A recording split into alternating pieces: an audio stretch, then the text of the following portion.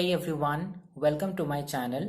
आज की इस वीडियो में हम लोग इंग्लिश लिटरेचर के दो टर्म्स के मीनिंग को हम लोग जानेंगे, which are denotation and connotation. आज की इस वीडियो में हम लोग देखेंगे कि डिनोटेशन क्या होता है एंड कोनोटेशन क्या होता है। So let's begin. Denotation is the literal meaning of a word, यानी कि किसी भी वर्ड का जो शाब्दिक अर्थ होता है, ठीक है, किसी भी शब्द का जो शाब्दिक अर्थ होता है उसे हम लोग बोलते हैं डिनोटेशन। फॉर एग्जाम्पल, जैसे स्टोन है, ब्लू है, हाउस है, होम है। तो स्टोन का शाब्दिक अर्थ लिटरल मीनिंग क्या है? पत्थर, ठीक है। ब्लू का लिटरल मीनिंग क्या है? नीला, the colour blue. Then house एक बिल्डिंग को कहते हैं हम लोग, होम यानी घर। तो ये सभी वर्ड का जो लिटरल मीनिंग है, जो शाब्दिक अर्थ है, उसे हम लोग बोलेंगे denotation. So denotation is the literal meaning of any word, whereas connotation is the range of secondary or associated significations and feelings which it commonly suggests or implies। जो कोनोटेशन होता है वो क्या होता है? किसी भी वर्ड का जो सेकेंडरी मीनिंग है या किसी भी वर्ड का जो एसोसिएटेड मीनिंग्स है या सिग्निफिकेशंस है, उसे हम लोग कोनोटेशन बोलते हैं। जैसे स्टोन का मतलब तो होता है पत्थर, ठीक है, तो उसका सेकेंडरी मीनिंग क्या हो सकता है? हार्ड हो सकता है, इमोशनलेस हो सकता है, ठीक है। तो ये जो सेकेंडरी मीनिंग है apart from the literal meaning, उसे हम लोग बोलते हैं कोनोटेशन, ठीक है, या connotative meaning of a word. So let us take up some few examples and you will understand it better. So I have written down some examples. So पहला example है he has a stone of heart, ठीक है। Stone of heart का मतलब है कि इसका मतलब ये नहीं कि उसका जो हार्ट है वो पत्थर का बना है, नो। यानी स्टोन का जो कोनोटेटिव मीनिंग है, स्टोन का लिटरल मीनिंग है पत्थर, लेकिन उससे एसोसिएटेड मीनिंग क्या क्या है?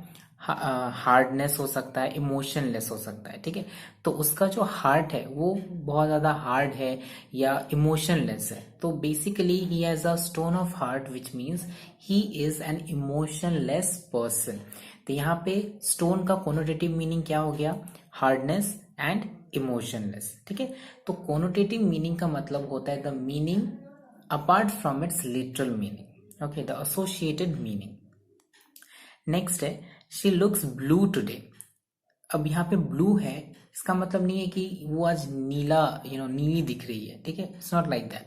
लेकिन ब्लू का जो लिटरल मीनिंग है वो नीला होता है, लेकिन उसका एसोसिएटेड मीनिंग क्या क्या होता है? ग्लूमी या ग्रीफ या सॉरोफुल, उसे हम लोग बोलते हैं ब्लू। तो she looks blue today which means she looks sorrowful today, she looks gloomy today, she looks sad today, ठीक है। So these are the connotative meanings of blue, okay.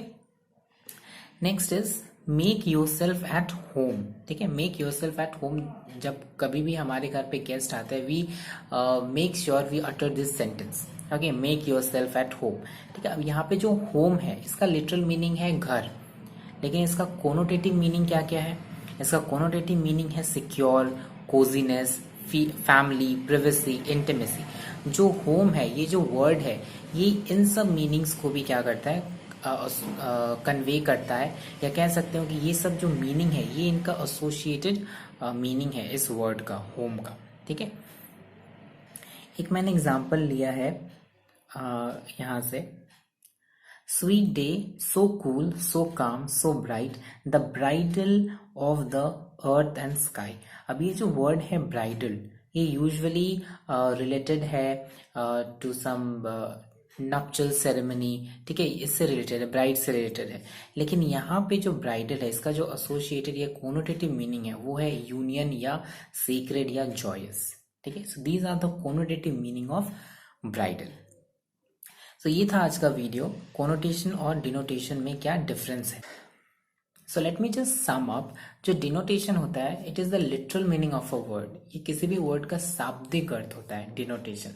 लेकिन जो कोनोटेशन होता है, ठीक है, वो शाब्दिक अर्थ से हटके सेकेंडरी मीनिंग्स, ये ठीक है, या कोई एसोसिएटेड सिग्निफिकेशंस होता है उस वर्ड का, वो वर्ड अपने लिटरल मीनिंग से हटके और क्या सिग्निफाई कर रहा है, उसे हम लोग बोलते हैं कोनोटेशन।